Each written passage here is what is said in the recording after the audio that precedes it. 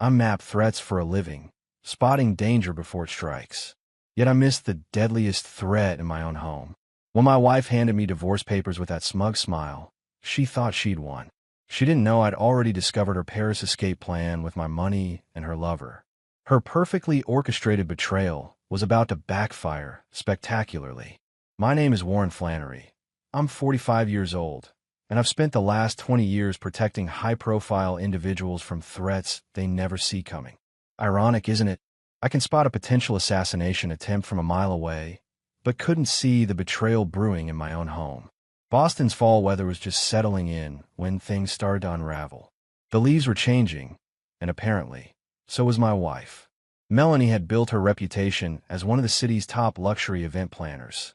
Galas, charity functions, political fundraisers.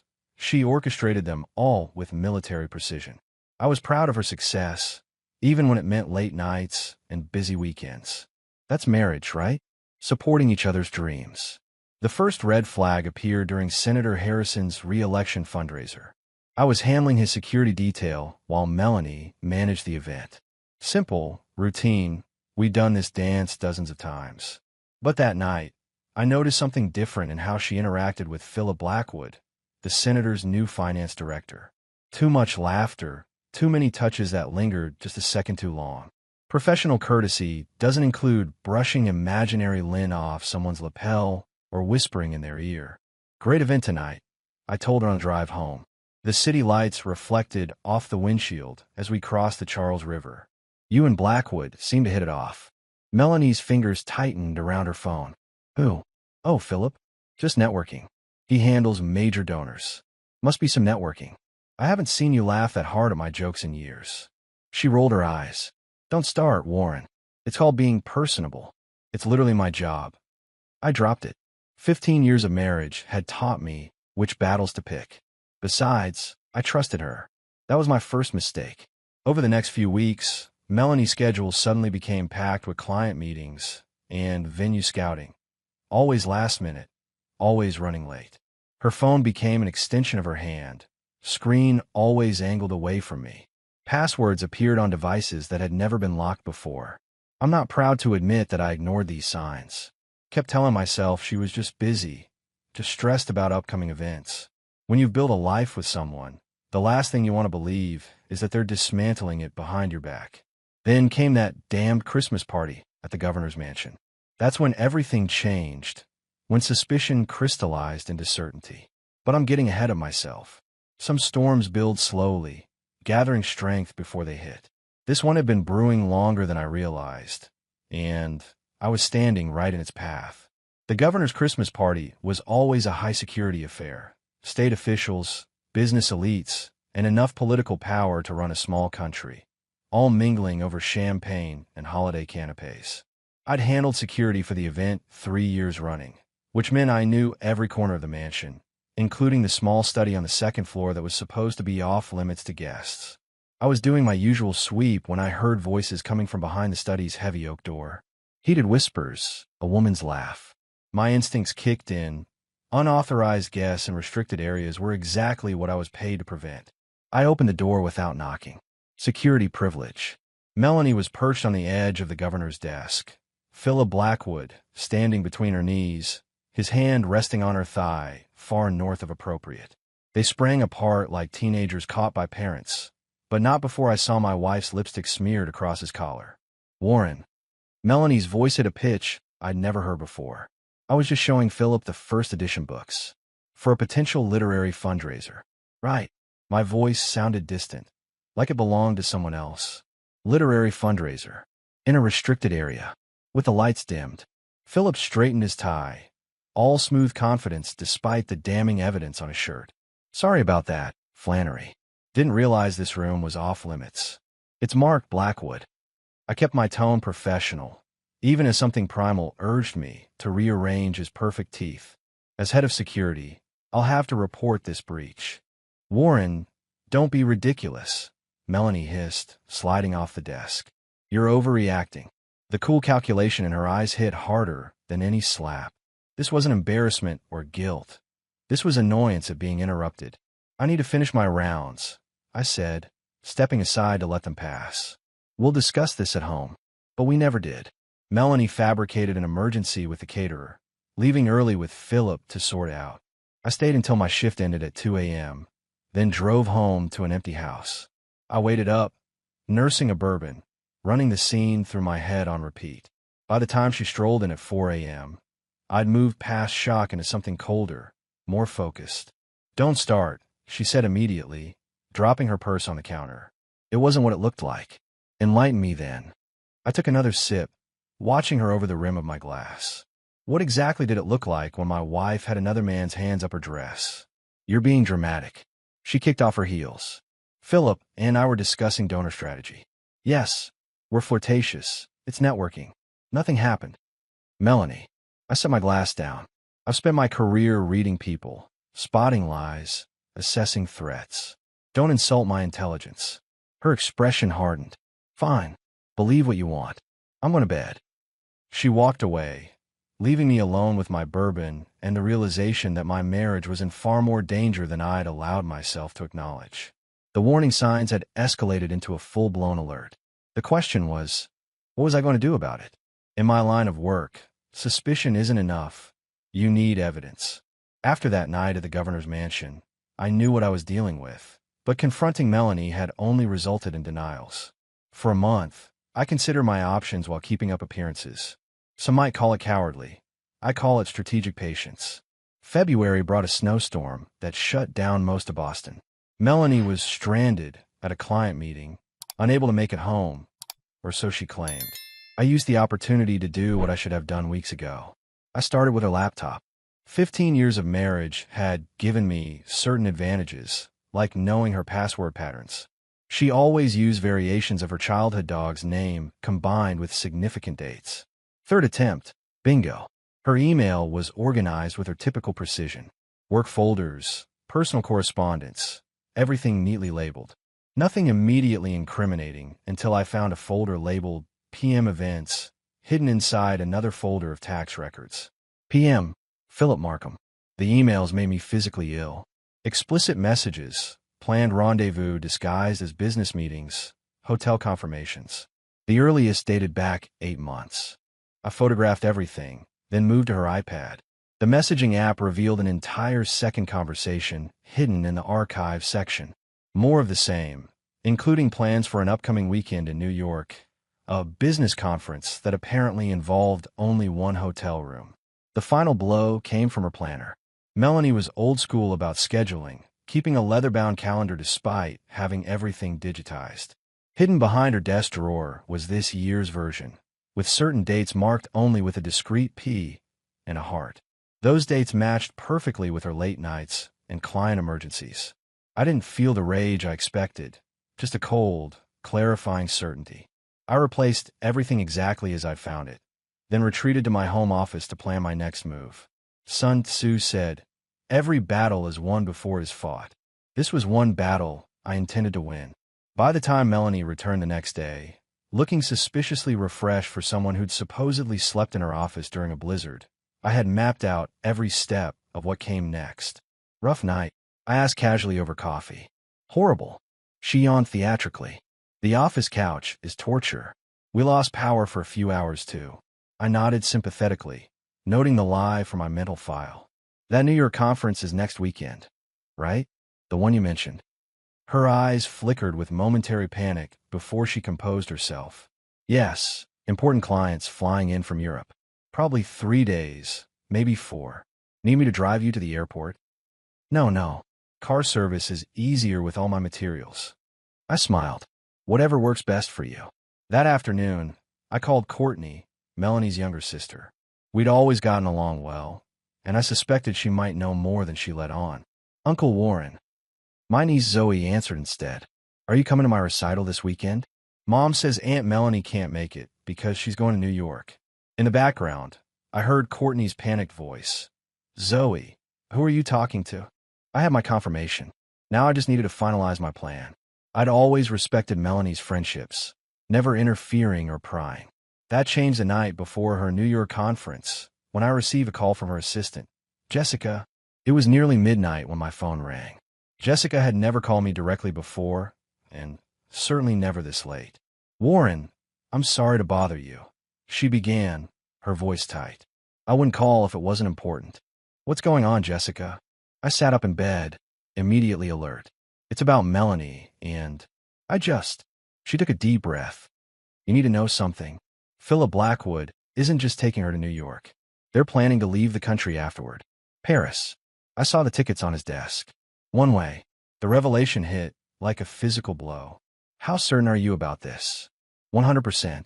I overheard them discussing selling the business. Warren, I think they're planning to relocate permanently. Why are you telling me this? I needed to assess her motives. Because it's wrong, Jessica said firmly. My father cheated on my mother. I watched it destroy her. I can't be part of this. After hanging up, I sat in the darkness, processing this new information. Melanie wasn't just having an affair. She was planning to abandon our entire life together, possibly embezzling from her business in the process. I checked the time, 12:30 a.m. Melanie was at a client dinner and wouldn't be home for hours. Plenty of time to accelerate my plans. First, I called my attorney's emergency line, briefly explaining the situation. Then I contacted my bank, initiating the separation of our joint accounts that I'd prearranged weeks ago. By 2 a.m., I'd secured our important documents, changed passwords on our shared accounts, and transferred my personal belongings to a secure location. The emotional detachment surprised me. Instead of heartbreak, I felt the same focused clarity that took over during high-risk security operations. Identify the threat, neutralize it, protect the assets. When Melanie finally came home at 3 a.m., reeking of expensive cologne that wasn't mine, I pretended to be asleep. Let her enjoy her last night of deception. Tomorrow would bring a reckoning she wasn't prepared for. I'd spent my career protecting others from external threats. Now it was time to protect myself from the one person I never imagined I'd need defense against. Morning arrived with Boston's typical February chill. I'd been awake for hours, reviewing my strategy, ensuring nothing was left to chance. Melanie emerged from our bedroom at 8 a.m., already dressed in an expensive suit, rolling the designer luggage she'd purchased last month. You're up early, she commented, surprise evident in her voice. I thought you'd sleep in since it's Saturday. Wanted to see you off, I replied, sliding a cup of coffee toward her. Big conference and all. She took the coffee cautiously, eyes narrowing at my pleasant tone. Right. Should be back Tuesday, maybe Wednesday. Paris weather is beautiful this time of year, I hear. I kept my voice conversational, watching as the color drained from her face. Her cup froze halfway to her lips. What are you talking about? Your one-way tickets to Paris with Philip. After your New York charade, of course. Her stunned expression confirmed everything Jessica had told me. She recovered quickly, switching tactics from denial to attack. You've been spying on me? Going through my things. She slammed the cup down, coffee splashing across the counter. That's low, Warren, even for you. Lower than 8 months of infidelity? Lower than planning to clean out our accounts before abandoning your marriage. I remained perfectly calm, which clearly unnerved her. You don't understand. Philip and I. Save it, Melanie. I understand perfectly. I've seen the emails, the hotel receipts, the plans to sell your business. The only thing I don't understand is how easily you threw away 15 years. Her face hardened into something unrecognizable. The mask was off now. Fine. Yes, Philip and I are together. He appreciates me, values my ambition. We're building something real, something exciting. On a foundation of lies and theft, I added. Classy. She reached for her purse, pulling out an envelope. I was going to mail these before leaving town, but since we're being honest, she tossed the envelope on the counter. Divorce papers. Already filed. I'm not coming back, Warren. The smugness in her expression as she pushed the papers toward me, the absolute certainty that she'd blindsided me, almost made me laugh. I picked up the envelope, examined it briefly, then smiled. Let's see how your lover reacts when he discovers there's nothing left to steal. Her confidence faltered. What do you mean? Our accounts were separated yesterday. Your access to my pension, investments, and savings has been terminated. The house is in my name alone. Check the refinancing papers you signed last year without reading. Panic flickered across her face. You can't do that. I already have. Oh, and Philip's wife received an interesting package this morning. Copies of all your correspondence. His personal and business accounts should be frozen by now. Melanie stumbled backward, gripping the counter for support. You're bluffing. I pulled out my phone, showing her the confirmation emails from my attorney. I've been protecting high-value targets for 20 years. Did you really think I wouldn't protect myself? Melanie's composure shattered completely. You've ruined everything. She grabbed her phone, frantically dialing Philip. No answer. I remained seated, watching the panic escalate with each failed attempt to reach her lover. What did you do? She demanded, voice rising hysterically. Nothing illegal. Just made sure relevant parties had all the facts. I sipped my coffee. Your boyfriend's wife, his business partners, the IRS fraud department. Everyone deserves to know what they're dealing with. Her phone buzzed with an incoming text. The color drained from her face as she read it. Philip's accounts are frozen. His wife changed the locks. Her voice was hollow. He says it's my fault, that I must have been careless. Philip strikes me as the type to need someone to blame. I observed. Not exactly husband material, after all. Melanie's eyes flashed with anger. You had no right. This was my chance at real happiness. Your happiness built on my destruction isn't happiness I'm obligated to facilitate. Her phone buzzed again. As she read the message, her expression shifted from anger to disbelief. He's backing out. Says it's too complicated now, too messy. She looked up, shell-shocked. He's staying with his wife, trying to salvage what he can. I wasn't surprised. Men like Philip didn't have the spine for real consequences. They thrived in the shadows, feeding on deception and stolen moments. What am I supposed to do now? She asked, collapsing into a chair. That's not my problem anymore. I stood, gathering the divorce papers. I'll have my lawyer contact yours. I suggest finding a hotel until the proceedings are finalized. I can't afford a hotel, she whispered. Everything's tied up in the business, and we just signed the lease on the new office space. For a moment, I almost felt sorry for her. Almost. You should have thought of that before planning your grand escape. The guest room is yours for 1 week. After that, you're on your own. As I turned to leave, she called after me, voice breaking. I did love you once, you know. I paused at the doorway. The difference between us, Melanie, is that I loved you until yesterday. You stopped loving me 8 months ago and kept pretending. That makes you the better actor, but me the better person. Walking away from 15 years of marriage should have felt monumental, earth-shattering. Instead, it felt like setting down a heavy weight I'd carried too long. The woman in my kitchen, crying over another man, wasn't the Melanie I'd married. Perhaps she never had been. 1 week after confronting Melanie, I returned from work to find the guest room empty, her belongings gone without a note or forwarding address. Fine by me. Clean breaks heal faster. I was sipping bourbon on the back deck, watching the sunset paint Boston's skyline, when my cell phone rang. Courtney's name flashed on the screen. Melanie's sister and I had always gotten along, but we hadn't spoken since everything fell apart. Warren, she said when I answered. Do you have a minute? From my favorite sister-in-law. Always. Probably your only sister-in-law now, she replied with a surprising lightness. Listen, I wanted you to hear this from me. Melanie showed up at my place 3 days ago, asking to stay just until things settle. I said no. The directness of her statement caught me off guard. You turned your sister away. My sister stopped deserving loyalty when she planned to drain your accounts and run off with that snake Philip. Courtney's voice hardened. Mom and Dad agree. They refused to take her calls. I hadn't expected this level of support from Melanie's family. That couldn't have been an easy position to take. Easier than you'd think. Remember Thanksgiving 4 years ago, when I caught my ex-husband with his assistant? She sighed. Melanie told me I should work it out, because marriage takes compromise. Apparently, her advice only applies to other people. Where is she now? Despite everything, I found myself wondering. Hotel, I guess. Or maybe with a friend from work. The point is, we're not enabling her. Actions have consequences. After hanging up, I found myself strangely moved by Courtney's solidarity. In my security work, I'd seen countless powerful people surrounded by enablers who excused their worst behaviors. Melanie had clearly expected the same protection from her family.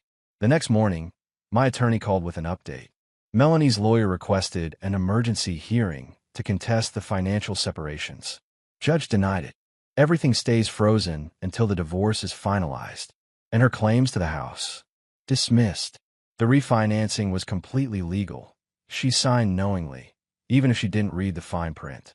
Unless she can prove coercion, which she can't, the property remains solely in your name. A weight lifted from my shoulders. The legal safeguards I quietly put in place years ago, safeguards Melanie had ridiculed as paranoid, were holding firm. Later that afternoon, as I was reviewing security protocols for an upcoming diplomatic visit, my receptionist buzzed. "Mr. Flannery, there's a Jessica Taylor here to see you. Says it's important." I recognized the name immediately. Melanie's assistant, the one who'd warned me about the Paris plan. She sat across from me, visibly nervous. "I got fired yesterday." Melanie accused me of betraying her. Did she mention specifics? Jessica shook her head. Didn't have to. She knew I was the only one who saw the Paris tickets. She straightened her shoulders. "I'm not sorry I told you. What they were planning was wrong. I appreciate what you did," I said sincerely. "What can I do for you?" "I need a job. I have references, experience handling complex logistics, client management skills." I raised a hand, stopping her. "Actually, my team needs an administrative coordinator. Someone detail-oriented who can handle sensitive information with discretion." Her eyes widened. "Are you serious?" "Very. You demonstrated integrity when it would have been easier to look the other way. That's exactly the kind of person I want working for me." As she left with employment paperwork in hand, I reflected on how crises reveal people's true character. Melanie had shown hers, but so had Courtney, Jessica, and others who'd chosen integrity over convenience. 6 weeks after Melanie's departure, life had established a new rhythm. Work kept me busy with a series of high-profile diplomatic events. Home was quieter but peaceful. I'd thrown myself into renovating the kitchen, a project Melanie had postponed for years despite our ample savings. I was selecting cabinet hardware when my phone rang. Colton, my cousin who worked as a detective in the financial crimes unit. "You sitting down, Warren?" he asked without preamble. "Should I be?" "Probably. Remember those rumors about Philip Blackwood misappropriating campaign funds?" Turns out they weren't rumors. I set down the catalog. "Go on." "His accounts were audited after your evidence package triggered investigations. They found a pattern going back years, skimming from political campaigns, donor fraud, tax evasion. The works." "And Melanie?" "Unclear if she knew the extent, but she definitely benefited. Those weekend trips, high-end restaurants, designer clothes, all paid with embezzled funds." I processed this silently. Melanie's business had always been successful, but her lifestyle had accelerated dramatically this past year. "There's more," Colton continued. "Philip tried to flee the country yesterday. Airport police detained him at Logan. During questioning, he claimed Melanie masterminded everything, that he was manipulated. Classic rat abandoning the ship. Sound like Philip," I muttered. "Here's where it gets interesting. They executed a search warrant on Melanie's new apartment this morning. Found documents indicating she was planning to access offshore accounts Philip had established. She was arrested 2 hours ago." The news left me momentarily speechless. I'd expected consequences for Melanie, but not criminal charges. "What happens now?" I finally asked. "She's being booked on conspiracy charges, possibly more depending on what the investigation uncovers. Thought you should hear it from me before it hits the news." After hanging up, I walked through the house, absorbing the implications. The woman I'd built a life with was now facing potential prison time. I should have felt vindicated, perhaps even satisfied. Instead, I felt a complicated mix of emotions I couldn't quite name. My doorbell rang, interrupting my thoughts. Standing on my porch was a woman I'd never seen before, professionally dressed with a serious expression. "Mr. Flannery? I'm Ellie Chambers with the FBI's Public Corruption Unit. I apologize for the unexpected visit, but we need to ask you some questions about Melanie Flannery and Philip Blackwood." I invited her in, offering coffee, which she accepted. As we sat in my living room, Agent Chambers explained the expanding investigation into political fraud involving multiple campaigns Philip had worked on. "We don't believe you were involved," she clarified, "but you might have information that could help our case." "I'll tell you whatever I can," I agreed, though Melanie and I haven't exactly been in communication recently. Agent Chambers nodded sympathetically. "So I've heard. For what it's worth, your evidence was instrumental in breaking open a fraud case we've been building for months." For the next 2 hours, I answered her questions, provided additional documentation, and pieced together a timeline of Melanie's suspicious activities. Throughout our conversation, I found myself impressed by Agent Chambers' thoroughness and professionalism. As she was leaving, she handed me her card. "If you think of anything else, please call." And she hesitated. "I'm sorry about your marriage. No one deserves that kind of betrayal." 6 months after Melanie's arrest, my life had found a new equilibrium. The divorce was finalized, the house renovations complete, and my security firm had landed several prestigious international contracts. I'd moved forward, one deliberate step at a time. I was reviewing protocols for an upcoming diplomatic summit when Ellie Chambers called. In the months since our first meeting, we developed a professional rapport, occasionally meeting for coffee to discuss case developments. "Warren, I have news," she said. "Melanie accepted a plea deal this morning. 18 months in minimum security, plus cooperation in the broader investigation against Philip." I absorbed this silently, surprised by my lack of emotion. That's considerably less than what Philip's facing, I assume. Much less. He's looking at 15 to 20 years. Turns out he was running schemes with multiple political campaigns, using various women as fronts. Melanie was just the latest. The revelation shouldn't have surprised me, yet somehow it did. She wasn't special to him at all, was she? Not according to the evidence. She was useful, socially connected, professionally respected, married to someone with security clearance. The perfect cover. After hanging up, I walked through my backyard, processing this final chapter of Melanie's betrayal. She'd thrown away our marriage for someone who'd been using her all along. There was a certain bitter symmetry to it. My phone buzzed with a text from Courtney. "Heard about Melanie's plea deal. You okay?" "Better than expected," I replied truthfully. "Having dinner with the girls tonight, but free tomorrow if you want company." Our friendship had been an unexpected silver lining in this mess. What began as family obligation had evolved into genuine connection.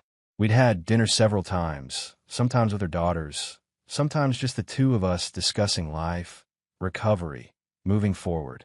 Later that evening, Ellie called again. "Sorry to bother you after hours, but I wanted to ask something off the record." She paused. "That security conference in Washington next month. Are you still presenting?" "Planning to." "Why?" "I'll be there representing the Bureau. Thought maybe we could grab dinner afterward." "Not work-related." The invitation caught me off guard, though not unpleasantly. "I'd like that," I found myself saying. Hanging up, I realized I was smiling. Life had a way of revealing unexpected paths just when you thought all roads were closed. 1 year to the day after Melanie handed me those divorce papers, I stood on the balcony of my hotel room in Washington, D.C., watching the city lights flicker to life at dusk. My presentation at the International Security Conference had gone well, better than expected, drawing interest from several foreign agencies. My phone buzzed with a text from Ellie.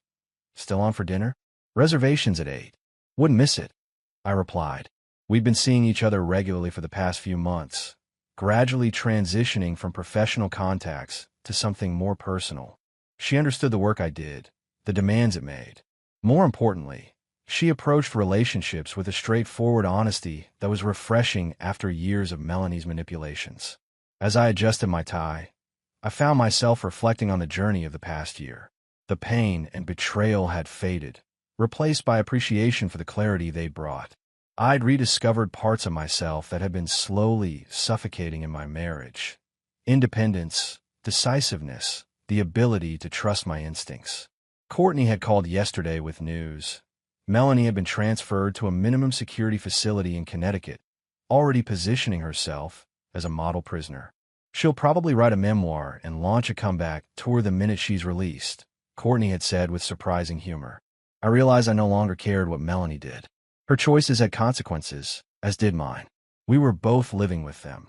Though my consequences included dinner with an intelligent, honest woman who saw me clearly and liked what she saw.